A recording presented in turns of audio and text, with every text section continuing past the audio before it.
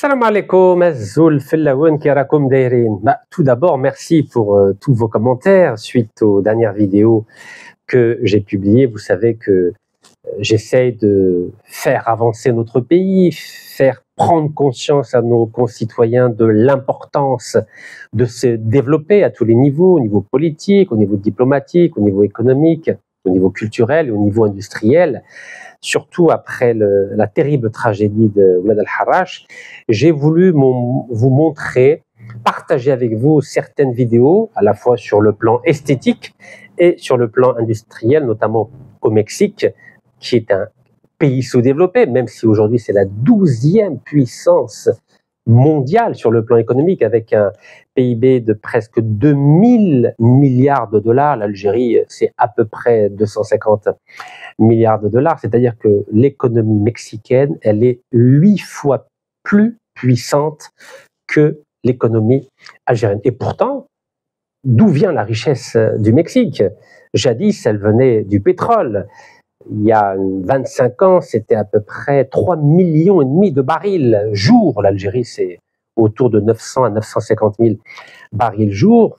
Mais l'avantage du Mexique, c'est que ce pays, malgré toutes ses difficultés, malgré un très fort taux de pauvreté, car il y a les très riches et il y a les très pauvres, malgré cela, le Mexique a su diversifier son économie et voyant ses ressources pétrolières diminuer, aujourd'hui, on va dire c'est à peu près 1,5 à 2 millions de barils jour, le Mexique a su développer d'autres secteurs économiques, notamment le secteur automobile. Et grâce à cette diversification de l'économie mexicaine, aujourd'hui, le Mexique exporte chaque année plus de 2,5 millions de véhicules. C'est le 7e constructeur mondial de voitures, c'est le 4e producteur mondial de pièces détachées. Et vous savez, malgré de nombreuses tentatives en Algérie, depuis l'époque de feu Ouali Boumediene, avec la Sonacom notamment, il y a eu des tentatives pour essayer de produire local, produire des tracteurs, produire des camions, produire des mobylettes. Mais à chaque fois qu'un président est venu, il a fait table rase de ce qu'a fait son prédécesseur et aujourd'hui, nous sommes condamnés à importer des véhicules, à importer des pièces détachées, et la terrible tragédie de Oulad al-Harrach est venue rappeler à notre pays qu'il n'y a pas de vision stratégique sur l'industrie automobile et plus largement, il n'y a pas du tout de vision stratégique sur l'industrie tout court. Alors, c'est pas facile quand on est président algérien aujourd'hui, après 4 mandats de feu Abdelaziz Bouteflika, où la corruption était reine, où le sabotage était roi, où le bradage des ressources naturelles était une religion. Donc oui, il a fallu que le président actuel, Seyed Abdelmajid Tebboune, fasse des priorités. Et la priorité de son mandat, sur laquelle j'ai été entièrement d'accord depuis qu'il a été chef de gouvernement en mai 2017, c'est la lutte contre la corruption. Alors, évidemment, j'étais très heureux de voir que la une du journal L'Expression du jeudi 28 août, c'était tolérance zéro au niveau des crimes économiques. Ah, ça fait plaisir, ça fait plaisir. En effet, depuis 2019, un certain nombre d'hommes politiques, de militaires, d'hommes d'affaires, de hauts fonctionnaires ont été emprisonnés à cause de crimes économiques, à cause de faits de corruption. Mais le chantier est tellement vaste, le chantier est tellement énorme, car ce ne sont pas simplement 20 ministres qui sont corrompus, ou une centaine de hauts fonctionnaires, ou une centaine de militaires, ou une centaine d'hommes d'affaires. C'est toute l'Algérie qui est corrompue. Ce sont toutes les institutions publiques et privées de notre pays qui sont corrompues. Et c'est la raison pour laquelle, en dépit de cette déclaration du président algérien Seyed Abdelmajid Tebboune sur la tolérance zéro sur les crimes économiques, chaque jour qui passe, il y a un scandale de corruption qui est révélé par la justice algérienne et qui est médiatisé par les journaux, les réseaux sociaux, les télévisions algériennes. Alors, c'est vrai que quand on lit cela, un combat gravé dans la loi fondamentale du pays, le président Tebboune a déclaré la corruption sous toutes ses formes comme ennemi public numéro 1. C'est écrit noir sur blanc. Ennemi public numéro 1. Vous savez, moi, je suis loyal et reconnaissant à la garde du président Sir Abdelmajid Tebboune. Encore une fois, entre 2014 et 2019, j'ai organisé 157 manifestations avec les militants du MJC contre la corruption. Vous savez qu'on a été les premiers à dénoncer les ministres corrompus, qui avaient des biens mal acquis, des appartements à Paris, à Genève, aux États-Unis, en Italie. Et ça m'a coûté 4 ans de prison et de résidence surveillée en Algérie, vous le savez. Car la spécificité de notre pays, c'est que si vous êtes corrompu ou si vous luttez contre la corruption, dans les deux cas, vous vous retrouvez en prison. Et oui, c'est à prendre ou à laisser. Donc oui, le président a dit que la corruption sous toutes ses formes était l'ennemi public numéro 1. Alors oui, je tiens à remercier le journal L'Expression, à la page 3 du journal de jeudi 28 août. Donc il y a un déroulé des actions qui ont été menées contre la corruption. Voilà, tolérance zéro encore une fois. Et mais juste en dessous, de quoi parle-t-il? Regardez, à Mostaganem, c'est là où a commencé le Hirak le 30 janvier 2019, je tiens à saluer Nes Mestralim, des fonctionnaires, donc payés par l'État algérien, et des opérateurs impliqués, c'est-à-dire des chefs d'entreprise, plus de 124 milliards de centimes saisis à Mostaganem. Mais est-ce que vous vous rendez compte? Alors, il n'y a pas que 124 milliards de centimes, il y a eu 1 million d'euros aussi qui ont été trouvés dans une voiture. Vous vous rendez compte? Dans une voiture. On a combien de policiers en Algérie? 250 000 policiers. Comment c'est possible que des Algériens aujourd'hui, en 2025, alors que ça fait 6 années que le président s'attaque sans relâche à la lutte contre la corruption, comment se fait-il qu'on peut trouver dans la rue une voiture avec 124 milliards de centimes, 1 million d'euros dedans? Mais c'est catastrophique. Et c'est catastrophique. Pourtant, on a des services de sécurité, on a une police électronique. Vous avez vu comment la police électronique surveille tous les messages Facebook, tous les messages sur YouTube. Et notre police électronique n'est pas capable de repérer des hommes ou des femmes corrompus dans le pays qui se baladent avec 124 milliards de centimes et 1 million d'euros. Il y a des questions à se poser, vous ne pensez pas? Pourtant, aujourd'hui, on est capable de tout surveiller. Les WhatsApp, les Viber, les téléphones, les emails, tout. Regardez, 124 milliards de centimes et 1 million d'euros à Mostaganem. Alors que le président a dit tolérance zéro. On va poursuivre, puisqu'on est dans la tolérance zéro. Moi, je suis content quand le président déclare la tolérance zéro. Car avec la tolérance zéro, on peut avancer. On peut avancer. Alors, en effet, le nouveau Premier ministre par intérim, M.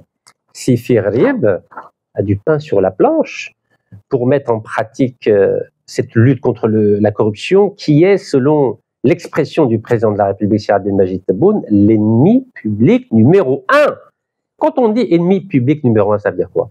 Ça veut dire qu'on va mettre tous les moyens d'État pour lutter chaque jour, partout en Algérie et à l'étranger, contre la corruption. C'est bien ça, ennemi public numéro 1. Alors, je dis bon courage au nouveau Premier ministre. Parlons-en de corruption, puisque apparemment, il n'y a pas que cette affaire qui a fait la une des journaux. Vous savez, on a vu,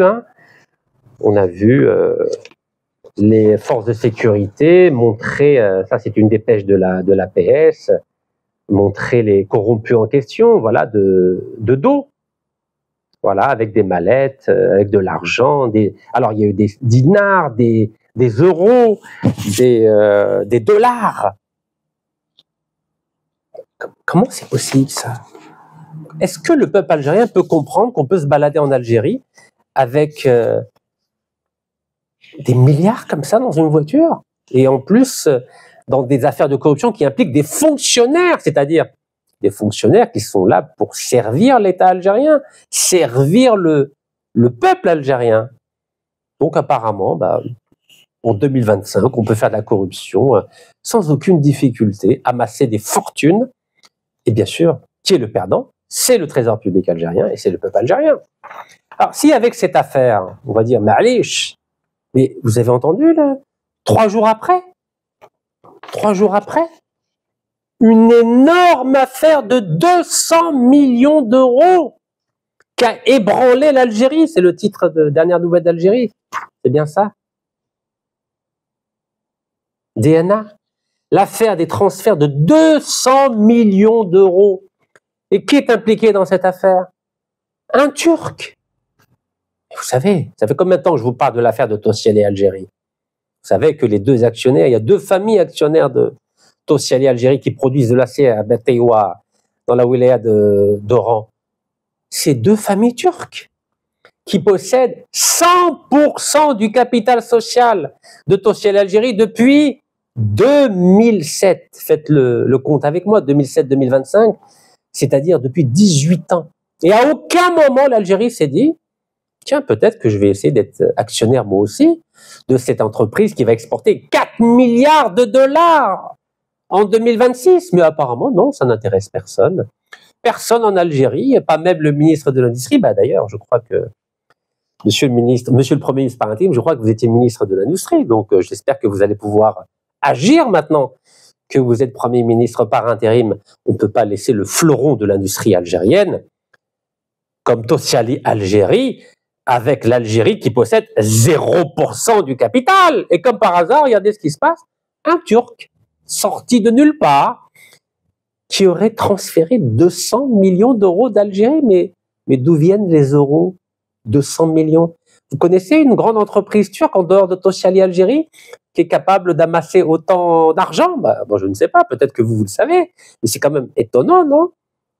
Tosyali Algérie, 4 milliards de dollars d'ici 2026, là, on entend un Turc 200 millions d'euros. Vous savez, je ne suis pas enquêteur, mais je vois que c'est la même nationalité. Surtout que le président de Tosyali est domicilié, résident fiscal à Monaco, qui est un paradis fiscal, qui vient de faire partie de la liste grise des pays qui pratiquent le blanchiment d'argent du financement du terrorisme.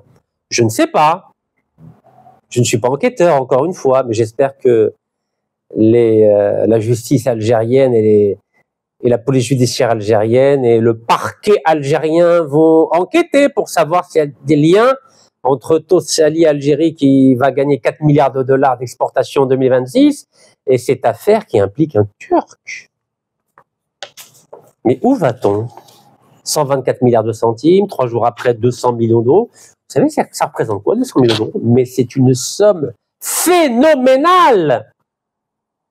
200 millions d'euros, c'est l'équivalent de 100 000 logements pour le peuple algérien.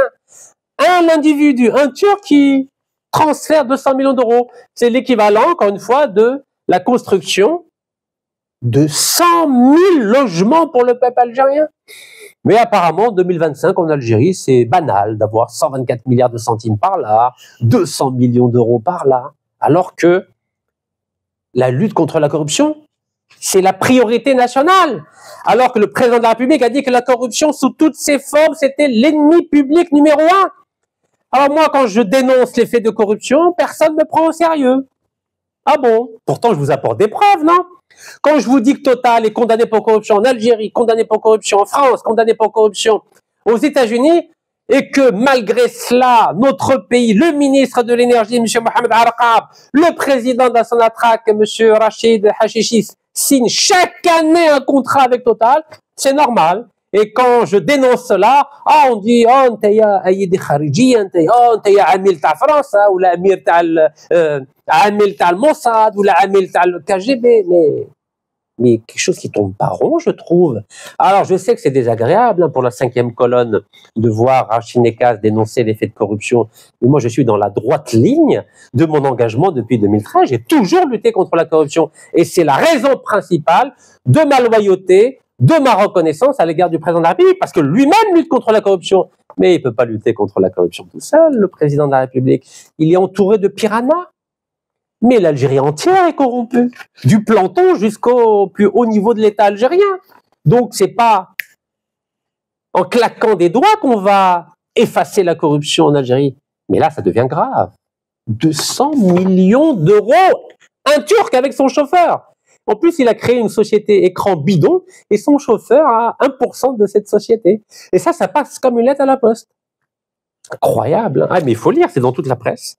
La découverte d'une société fictive soupçonnée d'avoir tenté d'organiser des transferts financiers massifs a récemment mis en lumière une affaire aux répercussions considérables en Algérie. Tout a commencé après des signalements effectués par 4 agences bancaires concernant des opérations suspectes qui totalisent 200 millions d'euros. Ah bon, alors c'est qui ces 4 banques? Bon, on va les énumérer. Selon les informations rapportées par les banques concernées, à savoir Banque Salam, Banque El Baraka, Gulf Bank et Société Générale. Tiens donc, Société Générale, regardez. Société Générale, c'est une banque française, Société Générale. Société Générale, vous avez entendu, hein?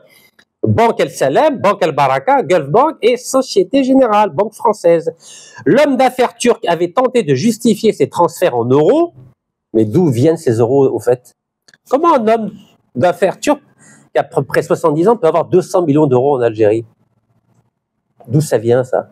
Donc, si on a des euros, c'est ou bien on les a achetés dans le marché noir, ou bien ça a été ramené suite à la vente, je ne sais pas moi, de dattes, par exemple, ou de pétrole, ou de gaz, ou d'acier. Je ne sais pas.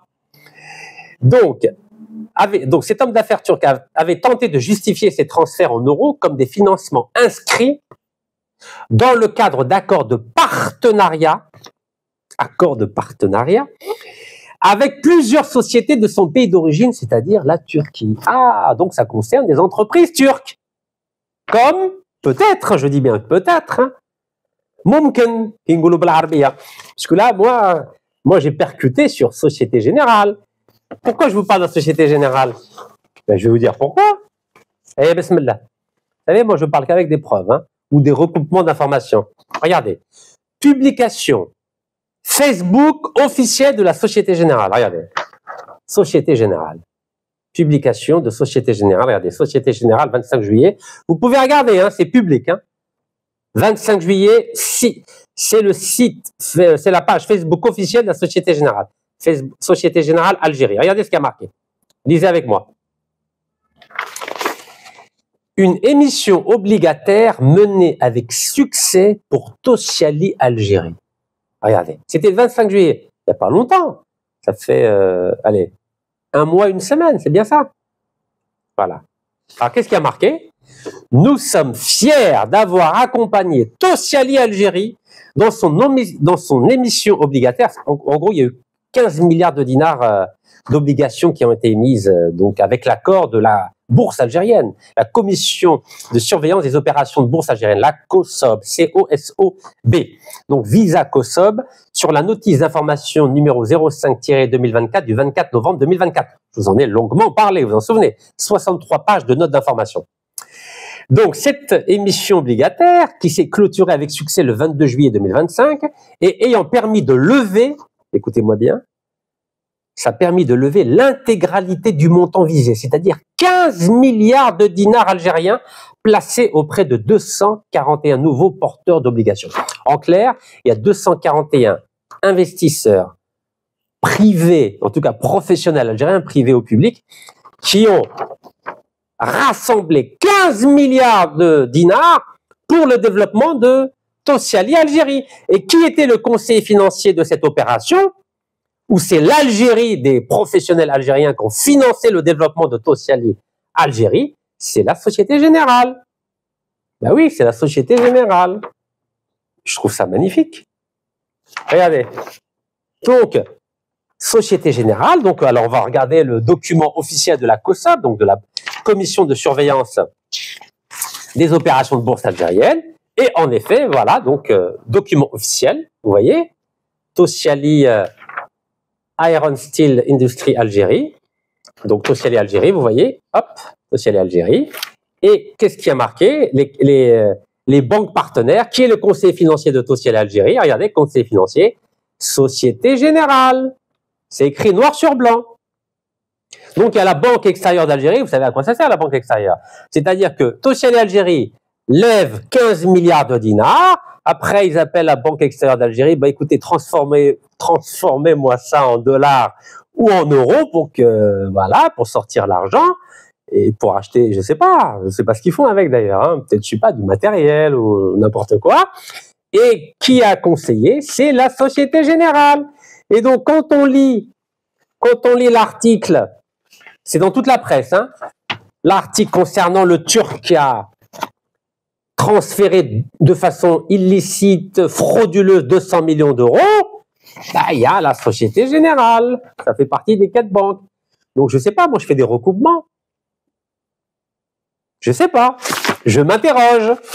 C'est quand même bizarre que Société Générale, qui est la conseillère financière de Tosyali Algérie, Société Générale, soit impliquée dans cette affaire. Bien sûr, elle joue les victimes, la Société Générale. Oui, parce que c'est beaucoup d'argent, 4 milliards de dollars. Regardez. Journal Algérie aujourd'hui. Exportation hors hydrocarbures. Tosyali vise 4 milliards de dollars d'ici 2026. Tosyali Algérie. C'est beaucoup d'argent quand même. Hein. Ben oui, donc voilà, je sais pas. Moi, je m'interroge. Donc voici la preuve que Tosyali Algérie appartient bien à 2 familles turques. La famille Tosyali, 3 frères, hein, 3 frères. Le premier frère, qui s'appelle Fouad Tosyali, à 53,8%. Le deuxième frère, Mehmet Fatih Tosyali, à 26%. Et le troisième frère, il s'appelle Erol Ayhan Tosyali, il a 0,2%. Donc rien que ces 3 frères, ils ont 80% du capital de Tosyali. Regardez, vous pouvez regarder, hein. C'est dans la page 18 de la note d'information. Donc c'est un document qui a été préparé par la COSOB d'Alger, Commission des opérations de surveillance, Commission de surveillance des opérations de bourse d'Alger. Et les autres, c'est la famille Topkouglou. Donc là, vous en avez, allez, vous avez donc 5%, 5%, 5%, 5%, 20%. Voilà, il y en a un qui s'appelle Kefeli, mais c'est la même famille. Donc c'est 2 familles qui ont 100% du capital de Tosyali Algérie. Voilà, c'est la page 18 de la note d'information. Alors regardez, capital social d'Algérie, de Tosyali Algérie. Vous voyez, je ne parle qu'avec des preuves. Alors bien sûr, les mouches électroniques, les mercenaires de la 5e colonne sont pas contents quand je leur donne des documents officiels. Oui, mais moi, je suis pas là pour faire plaisir à la 5e colonne. Moi, je suis pas là pour développer la corruption en Algérie. Je suis là pour dénoncer la corruption en Algérie. Donc voici le document, donc signé par la COSOB. Voilà, lisez bien. Il y a marqué, la notice d'information est établie par la société émettrice et engage la responsabilité de ses signataires, c'est-à-dire Tosyali Algérie, ainsi que la Société Générale, entre autres, qui est conseiller financier de Tosyali Algérie. La COSOB ne se prononce pas sur l'opportunité de l'opération proposée, là il s'agit de l'émission de 15 milliards de dinars d'obligations, ni sur la qualité de la situation de l'émetteur. En clair, la COSOB a dit, moi je ne garantis rien, je transmets simplement les informations. Alors, dans cette note d'information, qui fait encore une fois 63 pages, qu'est-ce que j'ai pu relever? Donc, vous avez vu que le capital social de Tosyali Algérie, l'Algérie ne possède rien, c'est-à-dire 0%. Est-ce normal? Est-ce que l'Algérie peut se permettre de laisser une entreprise de droit algérien qui appartient à 100% à 2 familles turques contrôler 4 milliards de dollars d'exportation d'acier? Moi, en tant que citoyen algérien, je ne suis pas d'accord. Moi, je suis partisan de faire comme ce qu'on a fait avec Jay-Z, c'est-à-dire qu'on rachète au moins 51% du capital social de Tosyali. On a bien fait ça avec Jay-Z, ça nous a coûté 3 milliards de dollars, mais au moins aujourd'hui, 96,57% du capital de Jay-Z appartient à l'Algérie, alors qu'en 2010, c'était 0%. Bah, j'espère qu'on va faire la même chose. En tout cas, j'espère que le nouveau Premier ministre par intérim, qui était ministre de l'Industrie, maintenant qu'il a les coups des franches, va décider de proposer au président de la République, Abdelmadjid Tebboune, de racheter 51% de Tosyali, et pourquoi pas 100%. Ben oui, je préfère quand même qu'on contrôle l'acier algérien, c'est quand même un secteur stratégique. C'est pas des glaces, c'est pas des cotons-tiges, on parle de l'acier, n'est-ce pas? Donc l'acier permet de développer l'industrie d'un pays. Alors, qu'est-ce qu'il est écrit à la page 27? Il est écrit à la page 27 que Tosyali Algérie, alors attendez que je ne me trompe, voilà, que Tosyali Algérie a une filiale, Tosyal et Algérie possèdent une participation au capital de la SPA BTOA Port Minéralier BPM d'un montant de 2 450 millions de dinars, représentant 49% des parts. Et ça, c'est bien. Donc, dans la filiale qui concerne le port minéralier de BTOA, Tosyali n'a pas 100%. Elle a, regardez comme c'est écrit, où est-ce que c'est écrit, que je ne me trompe pas, voilà, 49% des parts. Voilà, et c'est ici. 49% des parts. Et donc, l'Algérie a 51%. Donc, ça, c'est normal. Mais pourquoi dans le capital social de Tosyali, on a 0%, alors que dans le port minéralier de BTOA, on a 51%? C'est pas normal, ça. Donc, ça, c'est la page 27 de la note d'information. Il y a des pages 27 de la note d'information de la COSOB, Commission de surveillance des opérations de bourse. Je continue. Qu'est-ce qu'il est écrit aussi? Il est écrit que Tosyali Algérie bénéficie, donc ça c'est la page 29, écoutez-moi bien, elle bénéficie d'avantages fiscaux et douaniers accordés dans le cadre de l'Agence algérienne de promotion de l'investissement, AAPI. Conjugué à l'arrivée de nouveaux concurrents, Tosyali Algérie sera amené à faire face au risque de perte de parts de marché en déployant un effort considérable et continu tant en matière d'optimisation de ses coûts que sur l'amélioration de la qualité de ses produits, car ce sont les deux facteurs indispensables pour la préservation et l'accroissement de ses parts de marché. Ça, c'est la COSOB qui disait, attention, s'il y a des concurrents, il faut savoir qu'il y aura un risque lié à l'environnement concurrentiel. Mais vous savez qu'il n'y a pas de concurrent. Et avant, il y avait Hadjar, mais Hadjar a été saboté par Abdeslam Bouchal, vous êtes au courant. Annaba, vous êtes au courant, non? Le fameux grand projet de feu Houari Boumediene qui a été saboté. Et maintenant, c'est... Donc d'abord, il a été saboté en interne. Ensuite, il a été saboté par les Indiens. Mittal, Arcelor, vous êtes au courant. Puis maintenant, c'est les Turcs, on donne tout aux Turcs. À un moment donné, il y a 47 millions d'Algériens. On n'est pas capable d'avoir des entrepreneurs, des ingénieurs, des visionnaires pour développer tout seul comme des grands le secteur de l'acier, le secteur de l'automobile. Il y a quand même des questions à se poser, non? Surtout que Tosyali Algérie, je vous l'ai dit à plusieurs reprises, le président, il est résident fiscal à Monaco, il n'est même pas résident fiscal à Istanbul ou à Ankara. Pourquoi Monaco? Monaco, on ne paye pas d'impôts. On ne paye pas d'impôts. Et Monaco a été intégré par la Commission européenne dans la liste grise donc, des pays qui pratiquent le blanchiment d'argent et le financement du terrorisme, comme l'Algérie. La Commission européenne a intégré dans la liste grise des pays qui pratiquaient le blanchiment d'argent et le financement des terroristes, Monaco et l'Algérie, comme par hasard. Des questions à se poser, non? Donc, c'était le 11 juin 2025. Regardez, 11 juin 2025, la Commission met à jour la liste des pays à haut risque afin de renforcer la lutte internationale contre la criminalité financière. Le président a dit que la lutte contre la corruption, c'était la priorité et que la corruption, c'était l'ennemi public numéro 1 en Algérie. Et comment ça se fait qu'on fait partie de la liste grise de la Commission européenne des pays qui pratiquent le blanchiment d'argent? Oui, c'est pas étonnant. On trouve 124 milliards de centimes avec 1 million d'euros dans une voiture qui se balade à Mostaganem. On apprend qu'un Turc transférait 200 millions d'euros à l'étranger, comme par hasard dans le cadre de partenariat entre l'Algérie et des entreprises turques. Il s'avère que on a une grande entreprise turque qui s'appelle Tosyali Algérie en Algérie. Je ne sais pas si c'est Tosyali Algérie qui est impliquée. En tout cas, j'observe qu'une des banques qui, entre guillemets, s'est permis de se plaindre, c'est la Société Générale. Et comme par hasard, c'est la conseillère financière de Tosyali Algérie. Donc, il faut s'interroger. Il faut faire des enquêtes, n'est-ce pas? Moi, je ne peux pas faire d'enquête, je n'ai pas les moyens, mais je sais réfléchir. Voilà, blanchiment d'argent. L'Algérie rejoint la liste noire. Bon, ça, c'était Algérie 360. Ils ont un peu aggravé. C'était la liste grise de l'Union européenne aux côtés du Liban. Puis on vient de donner 200 millions de dollars au Liban, non? Alors que le Liban, Monaco, l'Algérie font partie de la liste grise de l'Union européenne sur les pays qui pratiquent le blanchiment d'argent et le financement du terrorisme. Ça fait beaucoup quand même, non? Vous ne trouvez pas que ça fait beaucoup? L'Algérie, Liban, Monaco, 3 pays qui pratiquent le blanchiment d'argent. Moi, je trouve qu'il faut faire attention un peu. Donc voilà, Monaco.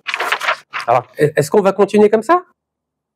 On va continuer comme ça, à faire des déclarations très positives, qu'on lutte contre la corruption, on dit que la tolérance zéro des crimes économiques, alors que tous les jours, tous les 3 jours, on a un scandale financier, 124 milliards à 2 centimes à Mostaganem, soit 200 millions d'euros avec un Turc qui envoie l'argent en Turquie.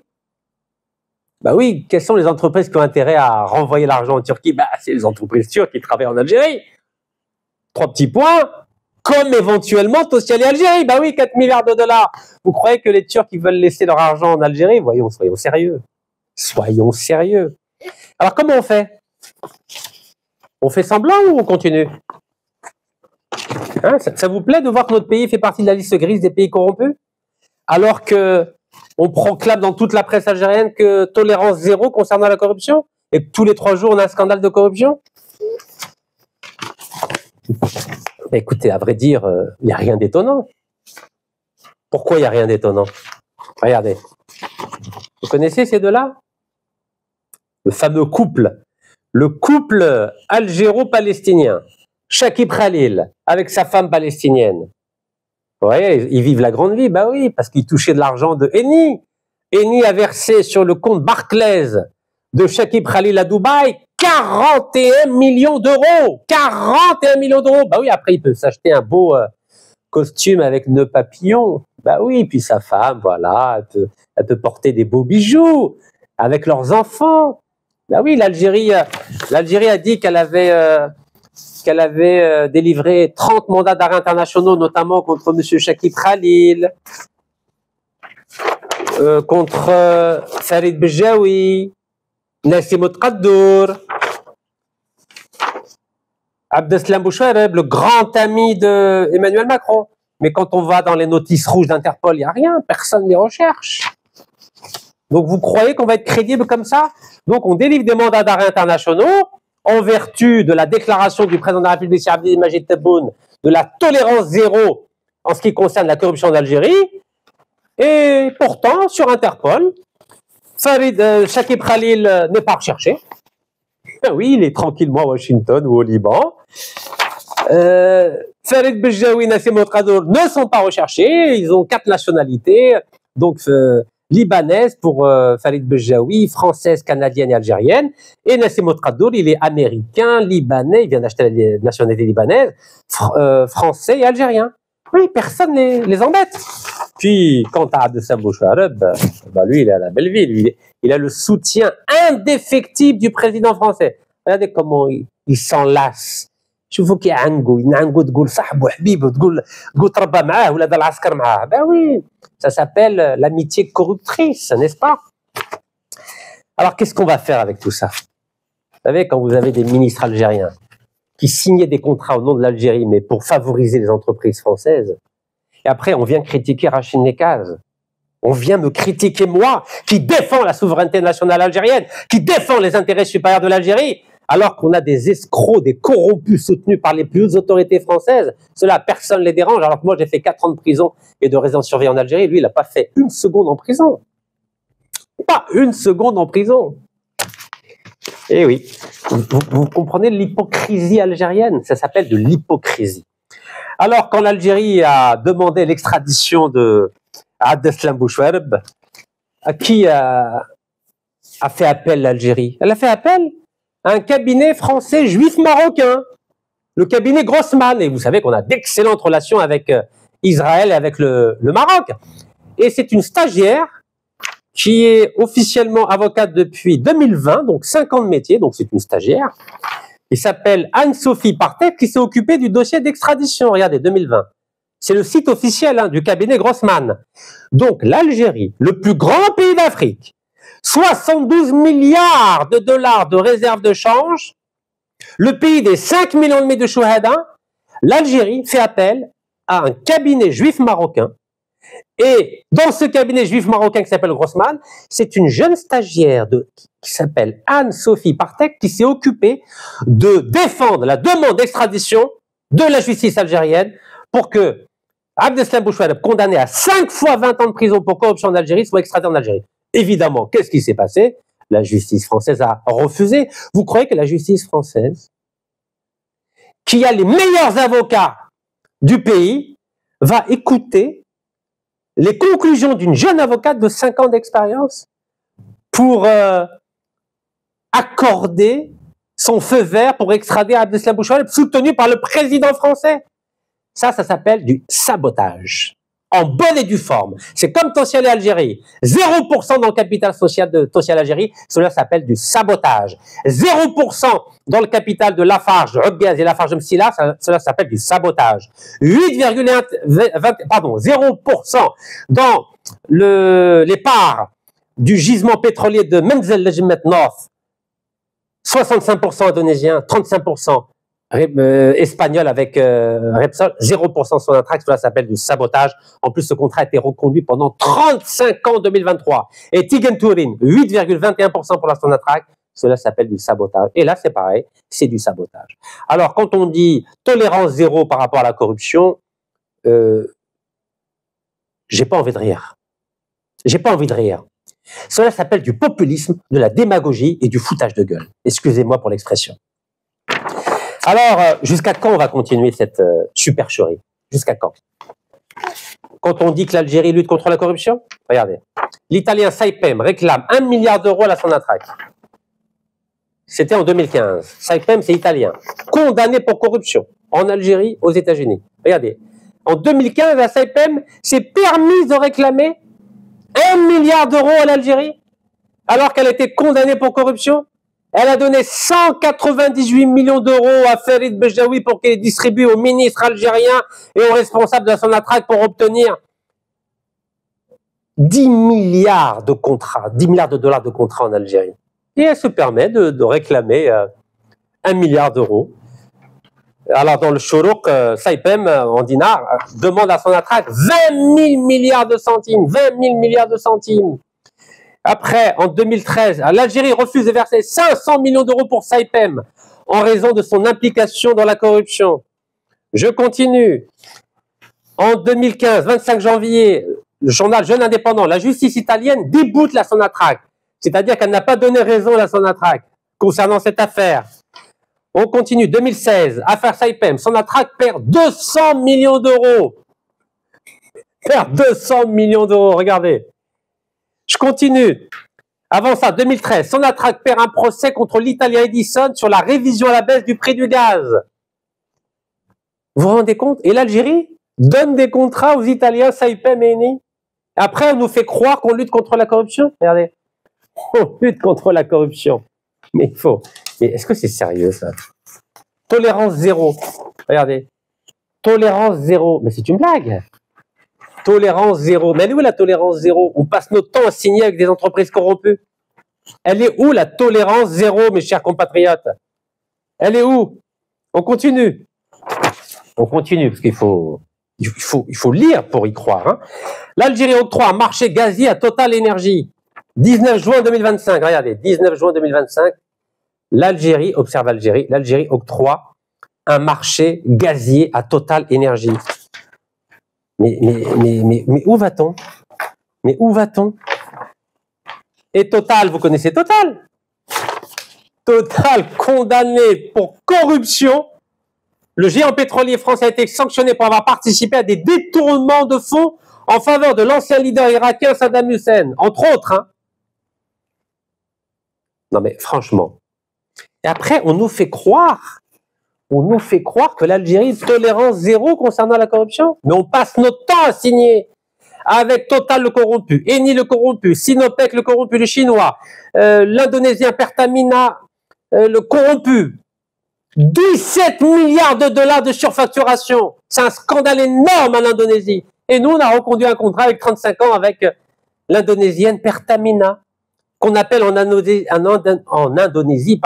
la mafia du gaz et du pétrole. Et nous, on fait croire tolérance zéro. Et l'expression, le 28 août, dit, ah oui, nous, tolérance zéro. Oui, le président a déclaré la corruption sous toutes ses formes comme l'ennemi public numéro 1. Ah bon? L'ennemi public numéro 1, et on passe notre temps à laisser la corruption faire sa loi en Algérie, et tous les ans, on signe des contrats avec des entreprises corrompues. Excusez-moi, ça suffit, je crois. faut qu'on arrête, hein. Faut qu'on arrête la manipulation, le populisme et la démagogie. Ça suffit. Ça suffit. بارك الله فيكم. تحية الجزائر والله يرحم شهداء.